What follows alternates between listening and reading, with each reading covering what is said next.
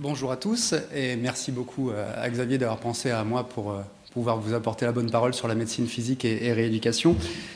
Placé dans les soins de support, et je vais vous montrer de toute façon ce que peut apporter la médecine physique dans son ensemble en cancérologie.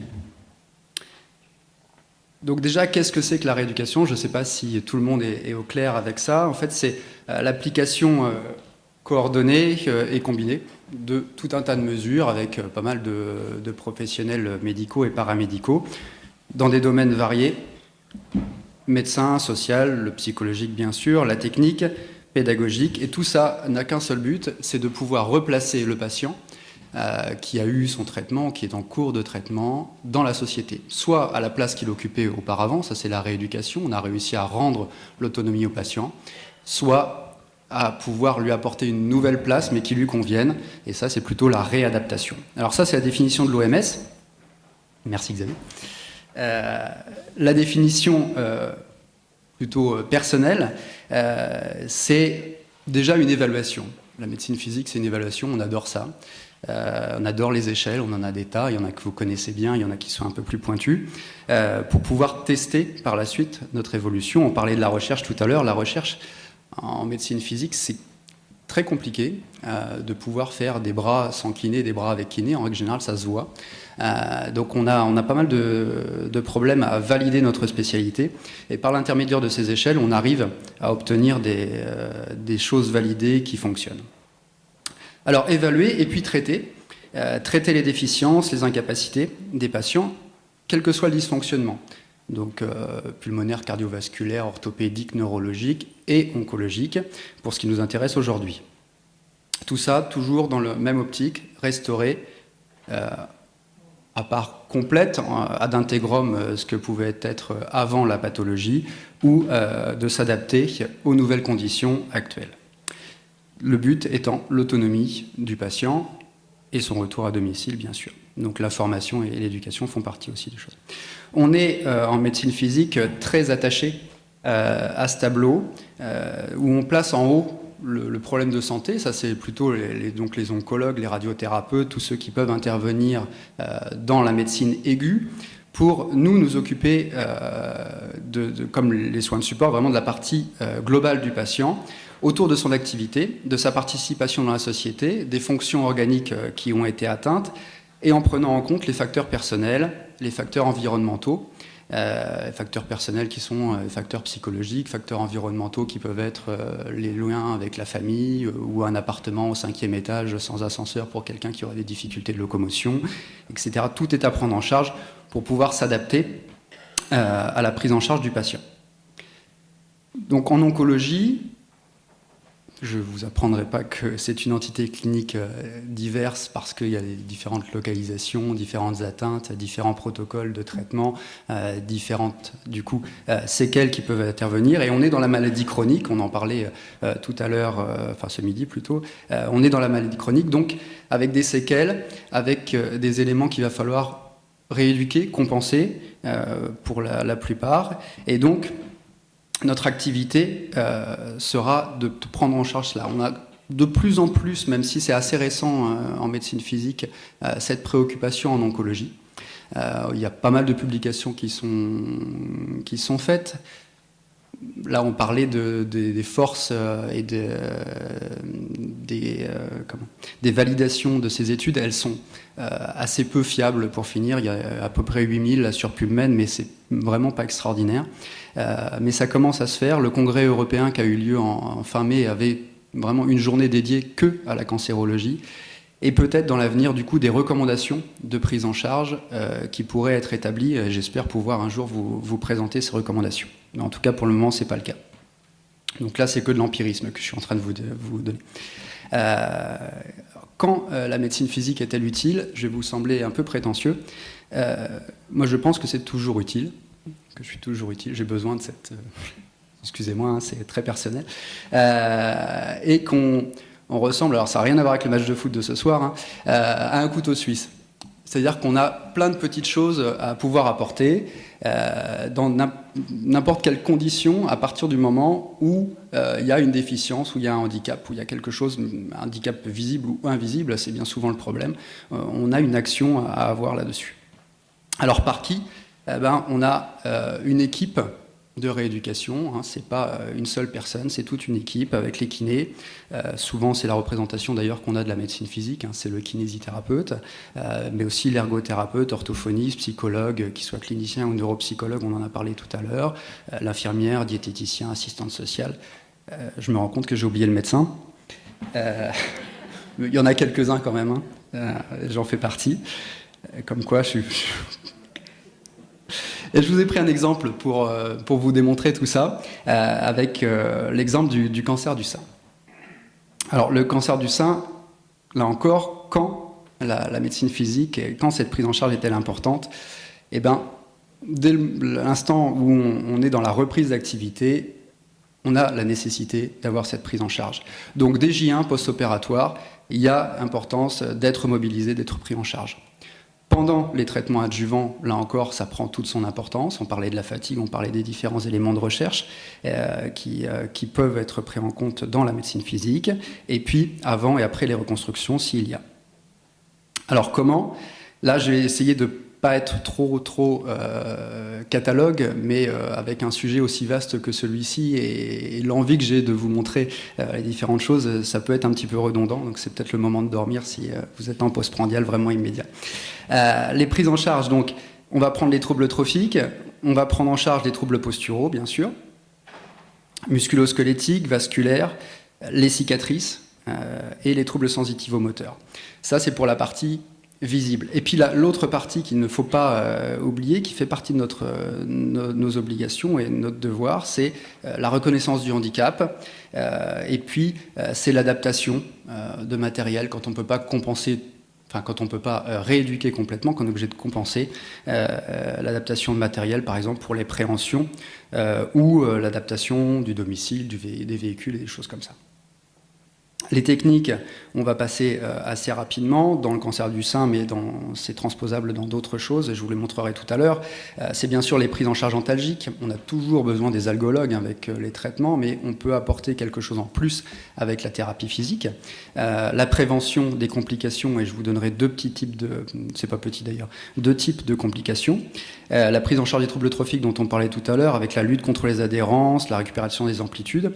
Je vous passe les techniques et Michael Babin les connaît mieux que moi pour les pratiquer plus régulièrement. Mais bon, le travail de surface, palpé roulé, etc. pour éviter les cicatrices et d'avoir des complications par la suite. Prise en charge des troubles posturaux, je vais m'y attarder un petit peu. C'est la lutte contre l'attitude vicieuse qu'il peut y avoir après une chirurgie en particulier. Vous savez, cette attitude vraiment en antépulsion de l'épaule du côté opéré, en protection, qui peut intervenir. Donc ça, il faut lutter contre cette position, pouvoir lutter contre la douleur et puis prendre en charge de manière globale la patiente avec la réintégration du schéma corporel, pouvoir redonner une image du corps, pouvoir se réappréhender après la mutilation dont a pu faire l'objet. Donc avec des techniques de massage, de mobilisation, d'abord passive, puis on va vers l'actif, vers l'automobilisation, vers l'assouplissement, et puis le travail des cinétiques d'épaule avec des voies de passage indolores, travail respiratoire, etc. Et on fait donc les prises en charge après sensitivométrie quand on est sur la suite de la prise en charge. Et on arrive aux prises en charge des deux complications dont je vous parlais tout à l'heure. Un petit focus d'abord sur le lymphodème. Je ne vous ferai pas l'affront de vous redire ce que c'est qu'un lymphodème, mais à prendre en charge de manière physique par la physiothérapie décongestive avec les bandages, la rééducation avec ce bandage, l'apprentissage de l'auto-bandage, les drainages lymphatiques, qui soient purement manuels ou par des techniques instrumentales, pressothérapie ou compression pneumatique. On peut s'aider bien sûr là pas que du kiné mais de l'ergothérapeute aussi pour pouvoir créer des manchons, les adapter, les surveiller et puis faire attention à l'installation de la patiente. La prise en charge aussi d'autres complications comme les douleurs neuropathiques où il y a des TENS ou autres techniques physiques en plus des médicaments qui sont décrits, la prise en charge des cordons axillaires et du SDRC dont on va parler tout de suite, qui est un autre, pour moi en tout cas, une complication à prendre en charge, le syndrome douloureux vaginal complexe, qui est une complication de toute chirurgie, mais aussi qui peut arriver après de multiples traumatismes très diverses, qui est une anomalie végétative, du système nerveux végétatif, avec des systèmes douloureux vasomoteurs et trophiques qui sont perturbés. C'est ce qu'on appelait l'algoneurodystrophie auparavant, et qu'on a classifié de deux façons avec ce SDRC de type 1 ou de type 2. La douleur est une douleur plutôt neuropathique, une hyperalgésie ou une allodynie. Il y a une asymétrie de température, des modifications de couleur de peau, une fragilité cutanée, des éléments de sudation qui sont aussi différents, de l'œdème, et tout ça entraînant des réductions d'amplitude de mouvement et donc un handicap qui arrive progressivement, avec toujours ces trois phases qui sont décrites, chaude, froide et malheureusement la séquelle, l'atrophie. Une durée moyenne de 27 mois, qu'on va essayer en médecine physique de réduire, vous l'imaginez bien, en ayant toujours dans la tête que c'est un désordre vraiment central. C'est un élément important qui fait partie qui a modifié notre façon de voir au niveau de la thérapie, et qui part d'un élément certes périphérique, mais qui est avant tout central. Donc les traitements, les algologues en parleront mieux que moi, mais en tout cas, le traitement qui fonctionne, c'est la rééducation. Pouvoir la débuter précocement, active, douce, sans immobilisation, hormis certains éléments qui peuvent être faits avec les ergothérapeutes, de pouvoir réaliser des orthèses, soit d'enroulement, soit d'extension, qui sont certes des immobilisations, mais qui sont portées de manière fractionnée pour pouvoir récupérer les amplitudes articulaires. Et le mieux, c'est de pouvoir mobiliser et prévenir ces rétractions, et de pouvoir récupérer rapidement les amplitudes articulaires pour éviter l'œdème, et réintégrer de nouveau le membre touché ou la partie touchée dans le schéma cérébral, et donc lutter contre cette exclusion fonctionnelle qui aggrave les choses et qui entraîne la poursuite du symptôme avec des techniques. Je vous en ai listé quelques-unes, mais il y en a beaucoup plus que ça. Du fameux bain écossais ou massage, des drainages, des mobilisations dont on a parlé. La thérapie miroir, qui a une importance considérable parce qu'on a là vraiment une action centrale d'une atteinte périphérique. Et puis les appareillages dont on a parlé sous certaines conditions et dans certaines indications. Le mieux, bien sûr, c'est la prévention, avec la lutte contre les douleurs très précoces et la rééducation, encore une fois, très très précoce après les interventions et dès que les premiers symptômes apparaissent. Après cette partie de rééducation, je suis un peu aussi médecin du sport, et donc je ne pouvais pas arrêter mon topo sans vous parler d'activité physique. Vous savez que c'est fortement recommandé, avec encore quelques freins et quelques fausses idées contre lesquelles Xavier essaie de lutter, et j'essaie d'y participer aussi. Je vous rappelle l'importance dans les préventions primaires, secondaires et tertiaires, et toujours adapté. L'activité physique adaptée, sous couvert d'un bon suivi, d'une bonne surveillance en fonction de la condition physique, de l'intensité, et tout ça pour un seul but, que ça puisse être maintenu dans le temps avec ces fameuses recommandations que vous connaissez. Alors, je vous ai pris qu'un exemple, puis on va voir rapidement les autres impacts qu'on peut avoir. Je vous ai pris que deux exemples. Le cancer du poumon, que je connais un petit peu, et un que je connais beaucoup moins bien. Le cancer du poumon avec la phase préopératoire, s'il y a, où la kinésithérapie a toute son importance dans le travail des fonctions respiratoires, de toilette, de prise de conscience, d'assouplissement et de renforcement musculaire avant la chirurgie, et puis toute la phase post-opératoire, toujours avec le même schéma, prise en charge de la douleur, installation, prise en charge antalgique, et puis les mobilisations par la suite, avec l'évolution, l'essai de sevrage d'oxygène par exemple, ou autre chose, en tout cas réinscrire le patient dans la société, dans la place qui était la sienne. Et puis la prostate, dont on a sûrement parlé un peu ce matin, avec la prise en charge d'amélioration de continence, de techniques comportementales, en tout cas, là encore, pour améliorer la qualité de vie des patients. Voilà, j'ai été un peu rapide, on en a perdu sûrement certains, mais en tout cas, j'espère vous avoir convaincu que la médecine physique prend toute son importance en oncologie, et j'espère qu'elle pourra se développer, qu'on pourra amener des éléments d'études francs pour pouvoir vous démontrer les choses. Là, c'était un peu empirique ce que je viens de vous dire, mais c'est ce qui se passe en pratique et c'est ce qui fonctionne. Là encore, c'est que une vision, et j'espère qu'on pourra amener des chiffres et des études qui valent le coup. Voilà, je vous remercie.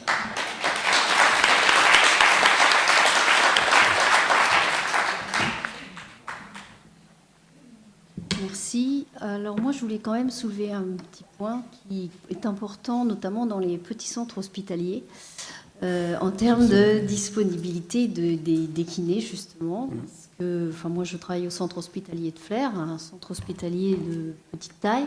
Il n'y a pas de kiné en continu sur le centre hospitalier. Et après, c'est vrai que même si on est convaincu, il faut trouver le professionnel adapté et les délais aussi. Les gens ne sont pas forcément pris en charge aussitôt parce que forcément il y a des délais d'attente, il y a peu de kinés et ils sont tous un peu débordés. Là, je vous ai présenté ce qu'il faudrait faire.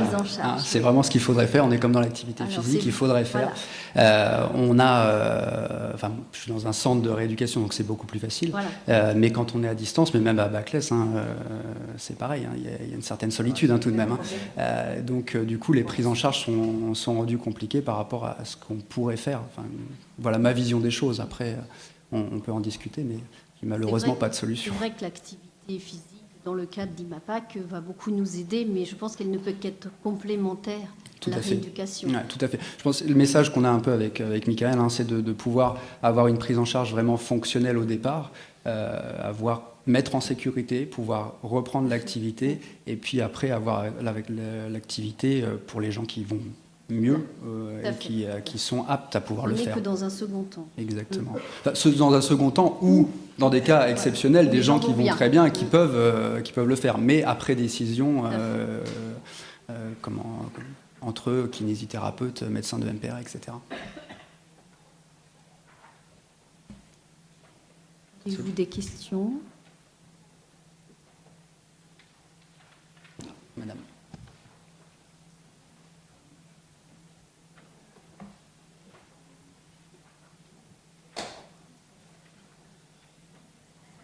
Bonjour, donc je suis infirmière, je le disais ce matin, infirmière libérale.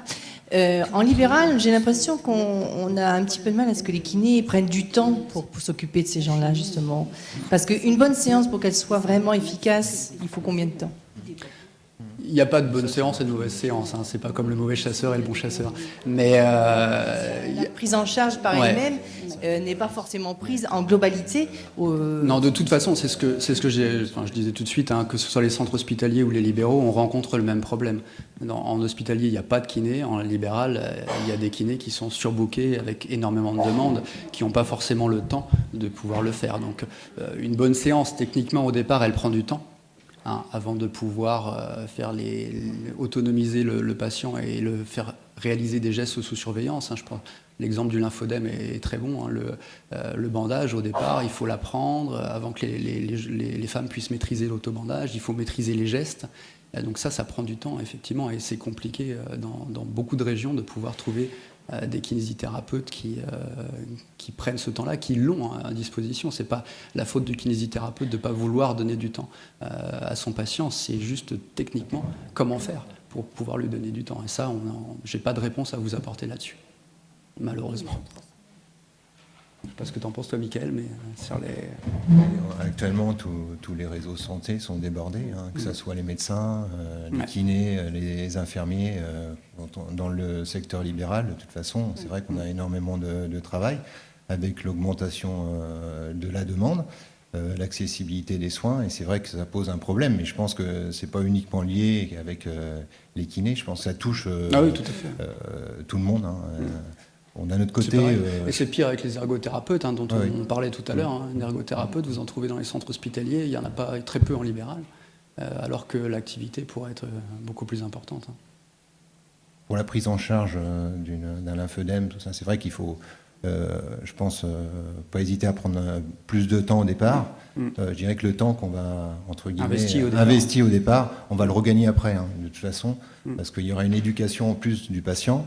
Et je pense qu'il ne faut pas hésiter au départ à prendre un peu plus de temps. Et de toute façon, on le regagne après. C'est pareil dans d'autres éducations. Une fois que le patient est coopérant, tout ça, c'est vrai que c'est beaucoup plus facile. Si on lui explique bien d'entrée Par exemple, même sur tout ce qui est prise en charge du dos, on va gagner du temps après sur la prise en charge globale. Hein. Tout à fait. Ben, je vous remercie. Encore une petite question, là, je crois. Ah. Je vous vois pas. Reconnaître un bon kiné ou pas? Oui, vous tapez 3615, code bon kiné. Et pareil, pour les médecins à l'heure, 3615, code médecin à l'heure. Je pense qu'il y a actuellement quand même, pour parler sérieusement un petit peu, vous avez quand même des réseaux, même s'ils sont pas, c'est interdit normalement de faire des réseaux de kinés parce que on n'a pas le droit de travailler en réseau normalement, hein. Mais il y a quand même, je pense que les médecins généralistes sont habitués à travailler avec certains praticiens, notamment certains kinés. Sur plusieurs années, il n'hésite pas quand même à vous donner en disant bon voilà, lui vous pouvez aller le voir, il est plus spécialisé dans telle branche que d'autres. C'est aussi aux médecins généralistes d'orienter vers certains kinés qui vont plus développer certaines spécialités que d'autres.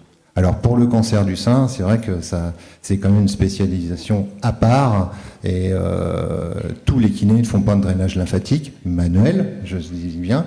Il y en a beaucoup qui font beaucoup de pressothérapie et je pense que c'est vrai que la pressothérapie, comme tu disais, c'est quand même très bien, mais il faut quand même passer par le manuel pour avoir de bons résultats.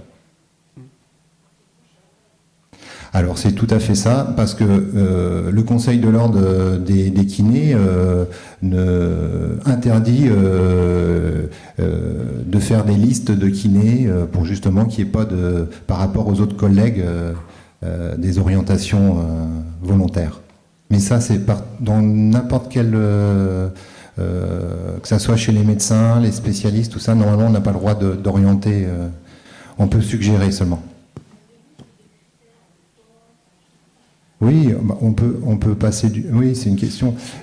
La question, oui. Si je peux me permettre la question, en fait, on fait ça peut-être aussi pour les psychologues de ville, savoir si, sans faire des réseaux discriminants ou quoi, c'est repérer les personnes qui sont plus impliquées en cancérologie que d'autres, que ce soit pour la prise en charge psychologique ou la prise en charge de la rééducation. En fait, c'est vrai que actuellement tous les professionnels de santé sont un peu débordés. C'est vrai. C'est un fait. Hein, vous êtes d'accord avec moi. Maintenant, faut pas dire que le kiné va pas passer du temps avec il y a des critères. C'est sûr que faut quand même dire qu'il y a nettement une amélioration, notamment grâce aux techniques chirurgicales de la prise en charge des lymphodèmes. Il y en a quand même de moins en moins importants. C'est clair qu'on a de meilleurs résultats parce que les nouvelles techniques chirurgicales sont nettement meilleures. Et c'est vrai que, avec le recul que j'ai personnellement, moi, dans mon cabinet, j'ai de meilleurs résultats actuellement. Alors, concernant la prise en charge d'une séance, pour moi, une prise en charge d'une séance pour un lymphœdème, c'est minimum 30 minutes. Voilà. Avec bien sûr une prise en charge, une auto-prise en charge, des conseils à donner. Et c'est pour cette raison qu'on a fait un système d'évaluation de la première séance qui ne rentre pas dans le quota de la série de séances, pour justement que le kiné puisse se permettre de prendre un peu plus de temps avec la personne, bien lui expliquer, parce que c'est sûr que s'il fait le travail et si la personne derrière ne fait n'importe quoi, on